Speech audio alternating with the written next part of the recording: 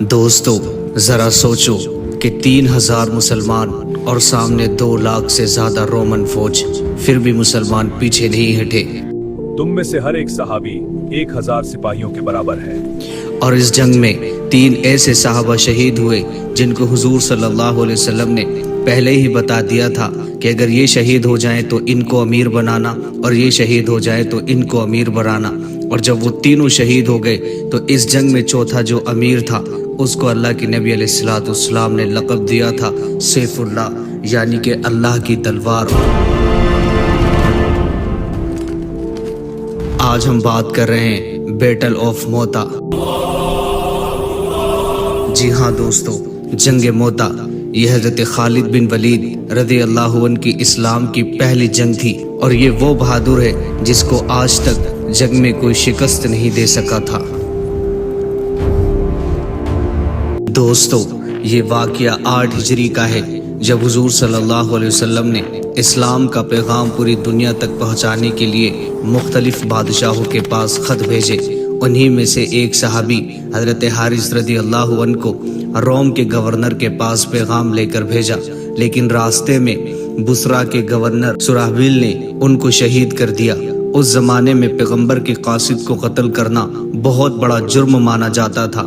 جب یہ خبر مدینہ میں حضور صلی اللہ علیہ وسلم کے پاس پہنچی تو حضور صلی اللہ علیہ وسلم نے فیصلہ کیا کہ ان سے اس ظلم کا بدلہ لیا جائے گا اور ان کو جواب دیا جائے گا۔ ان کو جواب دینے کے لیے حضور صلی اللہ علیہ وسلم نے 3000 صحابہ کا لشکر تیار کیا، اور روانگی سے پہلے حضور صلی اللہ علیہ وسلم نے فرمایا سب سے پہلے لشکر کے امیر ہوں گے زید بن حارثہ رضی اللہ عنہ، اور اگر زید شہید ہو جائیں تو پھر جعفر بن ابی طالب رضی اللہ تعالیٰ عنہ کو اپنا امیر بنانا، اور اگر جعفر بھی شہید ہو جائیں تو پھر عبداللہ بن رواح رضی اللہ عنہ کو اپنا امیر بنانا، اور اگر یہ تینوں شہید ہو جائیں تو پھر مسلمان جسے چاہیں اپنا امیر مقرر کر سکتے ہیں۔ یہ سن کر صحابہ کا جذبہ اور بھی بڑھ گیا، اور ان تینوں صحابہ کو یقین ہو گیا کہ اگر حضور نے یہ بات کہی ہے تو ہمارا شہید ہونا پکا ہے، ہم شہید ہو جائیں گے۔ تو جب مسلمان موتا کے مقام پر پہنچے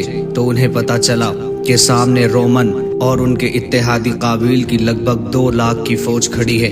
صحابہ نے مشورہ کیا کہ مدینہ حضور کو پیغام بھیج کر مدد مانگی جائے، لیکن عبداللہ بن رواح رضی اللہ عنہ نے کہا ہم لوگ زیادہ تعداد کی وجہ سے نہیں لڑتے، ہم اللہ کے دین کے لیے لڑتے ہیں۔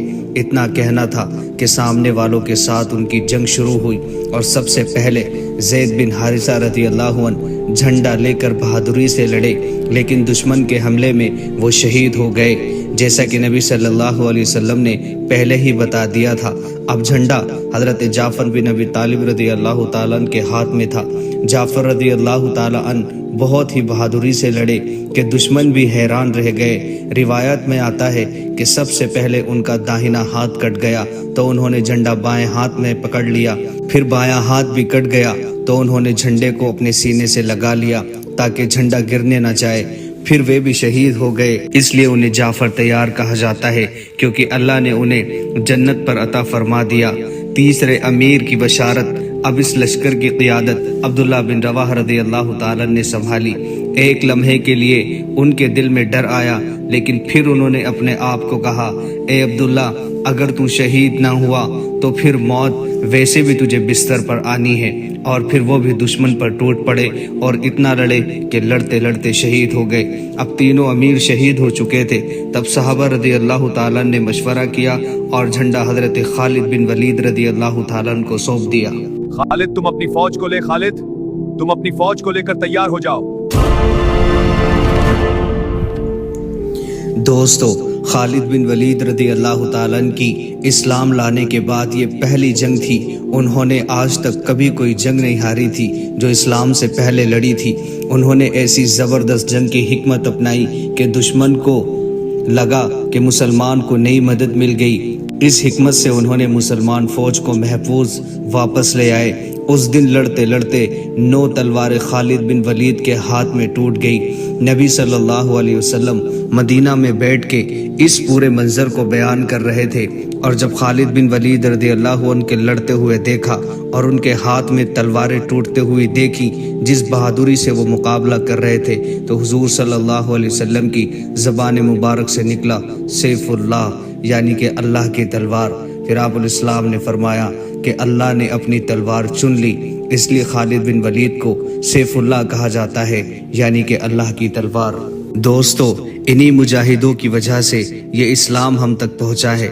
نہ جانے کتنے لوگوں نے شہادت کا جام پیا ہے اس اسلام کو پھیلانے کے لیے۔ اگر آپ کو صحابہ کے بارے میں یا خالد بن ولید رضی اللہ تعالیٰ عنہ کے بارے میں تفصیل سے جاننا ہے تو ہمارے چینل کو سبسکرائب ضرور کر لینا۔